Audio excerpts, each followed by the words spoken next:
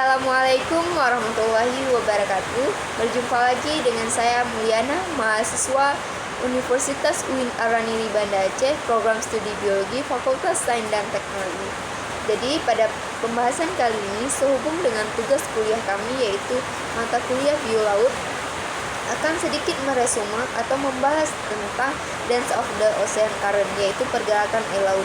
Jadi secara kategori, pergerakan air laut itu dibedakan menjadi 3 hal. Yang pertama itu ada gelombang, yang kedua itu pasang surut, yang ketiga itu ada arus.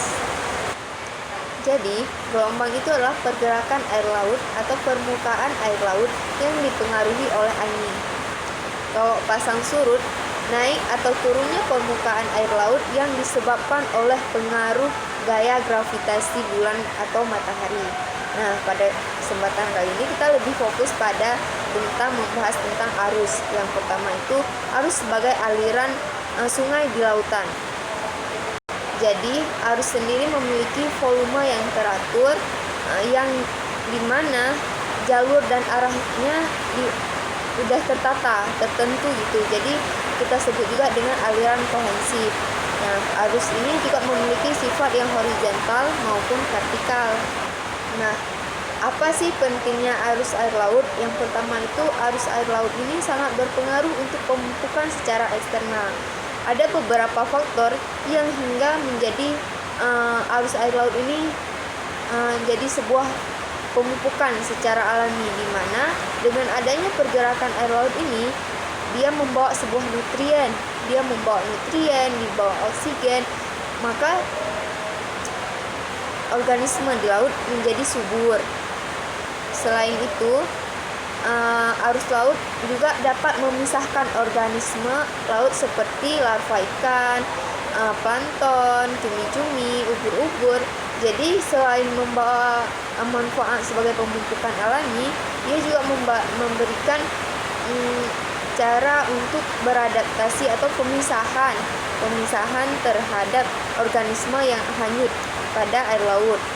Jadi pada fungsi ini juga menyebabkan populasi pada organisme air laut. Nah, arus ini juga membawa polutan atau limbah, di mana tidak menumpuk pada suatu tempat limbah itu. Nah, selanjutnya ada juga fungsi atau pentingnya air laut itu untuk mengangkut cuaca. Gimana sih? Jadi suatu perairan itu karena ada arus itu yang bersifat global, maka di suatu daerah yang suhunya intensitasnya tinggi, maka dengan adanya pergerakan air laut, maka suhunya menjadi ada keseimbangan gitu ya.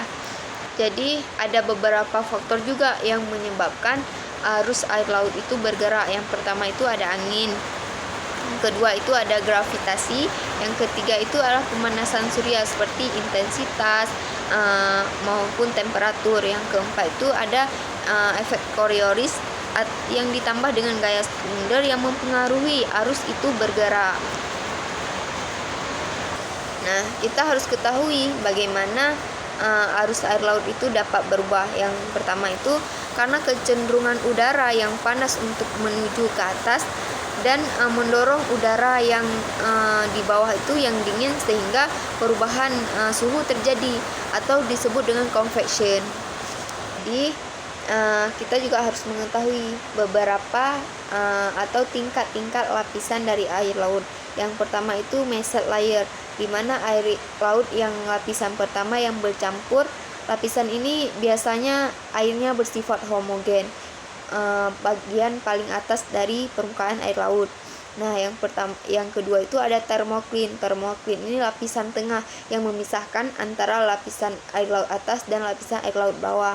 Yang ketiga itu ada deep water, seperti artinya air dalam, di mana deep water ini permukaan air laut yang paling dalam.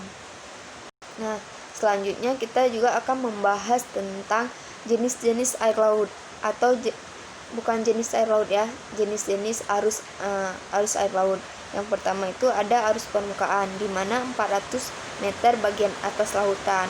Itu disebut dengan arus permukaan. Sedangkan yang kedua itu ada arus air dalam atau disebut arus dermal, di bawah 400 meter. Nah, selanjutnya ada arus sirkulasi dalam permukaan. Jadi arus itu mengalami sirkulasi di bagian dalamnya. Selanjutnya, kita juga harus mengetahui bagaimana dengan sistem arus. Jadi sistem arus itu ada yang berskala pergerakan airnya ke seluruh dunia atau disebut dengan arus global. Jadi di mana arus-arus air laut ini yang bersifat global mengangkut nutrisi serta karbon dioksida. Mungkin hanya itu yang dapat saya sampaikan atau resume dari Dance of the Ocean Current.